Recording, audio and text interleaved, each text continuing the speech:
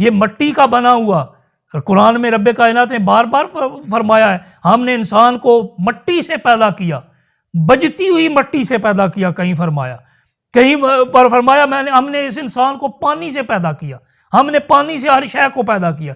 پہلا انسان جب وجود میں آیا تو وہ مٹی سے بنا، حضرت آدم علیہ السلام، اور اس مٹی سے بنانے کے بعد اس میں روح پھونکی گئی، پھر ان کی بائیں پسلی سے حضرت اماں حوا علیہ السلام کو تخلیق کیا گیا، پھر ان کے دونوں کے ملاپ سے اب اس کے بعد جتنی انسانیت ہے وہ پانی سے پیدا کی گئی ہے، وہ پانی کے ایک قطرے سے پیدا کی گئی ہے۔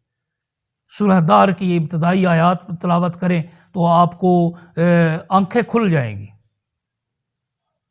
کہ کیا انسان کی زندگی میں ایسا زمانہ نہیں آیا، کیا ایسا زمانہ نہیں گزرا، زمانے کا ایسا وقت نہیں گزرا، لم یکن شیئا مذکورا، جب وہ قابل ذکر شے ہی نہیں تھا، جب اس کی حیثیت ہی کوئی نہیں تھی، جب وہ کسی قابل ہی نہیں تھا، جب اس کا نام کوئی نہیں لیتا تھا۔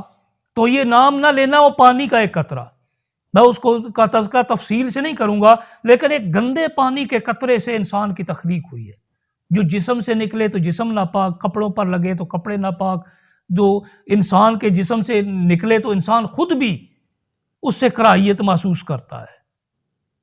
اس ایک گندے پانی کے قطرے سے اتنا خوبصورت جوان کس کی تخلیق ہے؟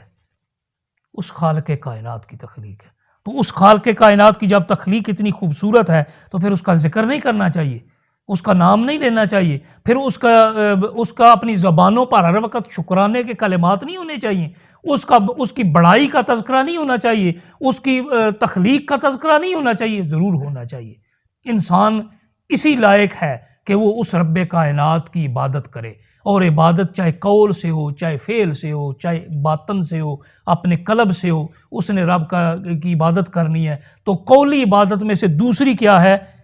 ذکر کرنا رب کائنات کی۔ اس ذکر کے فائد کیا ہیں؟ رب کائنات فرماتا ہے فاذکرونی اذکرکم، فاذکرونی اذکرکم، سورہ البقرہ آیہ نمبر 152۔ رب کائنات فرماتا ہے فاذکرونی، پس تم میرا ذکر کرو، اذکرکم، جواب میں تمہارا ذکر کروں گا۔ تو یہ کیا چھوٹی سی بات ہے؟ حضرت موسیٰ علیہ السلام کو حکم ہوا، میں ایک واقعہ عرض کروں گا، یہ واقعات جو ہوتے ہیں یہ ان کی اتھینٹسٹی نہیں دیکھی جاتی، دیکھا جاتا ہے کیا اس سے ثابت ہونے والا جو یہ بات ہے وہ کیا درست ہے یا نہیں ہے، دیکھا جاتا ہے کہ اس سے بات جو ثابت ہو رہی ہے وہ کیا درست ہے یا نہیں ہے۔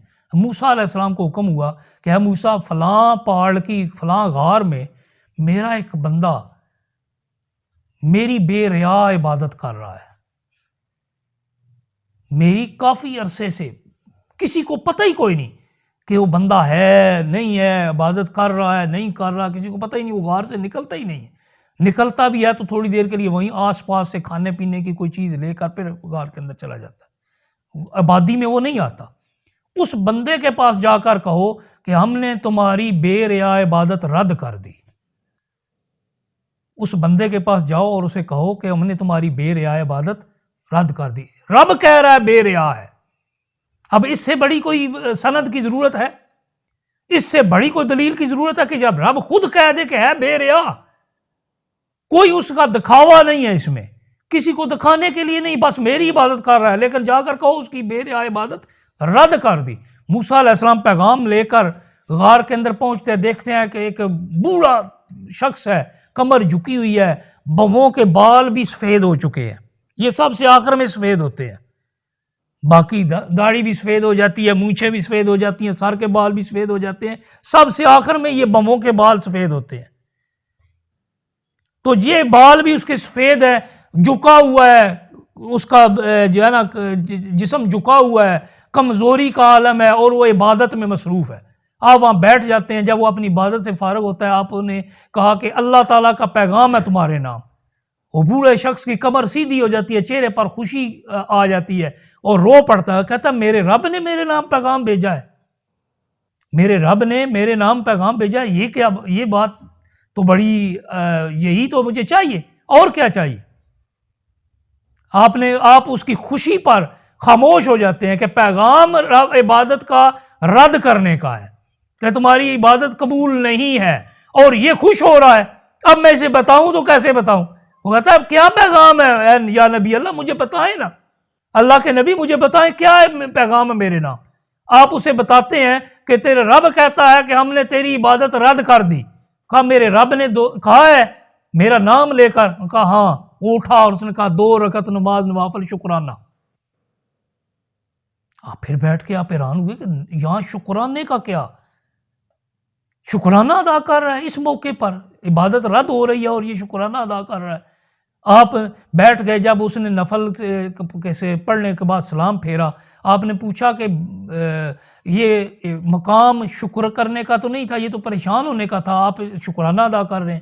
تو اس نے عرض کی یا نبی اللہ میرے رب نے میرا نام لیا نا، میرے رب نے میرا نام لیا نا؟ ہاں لیا۔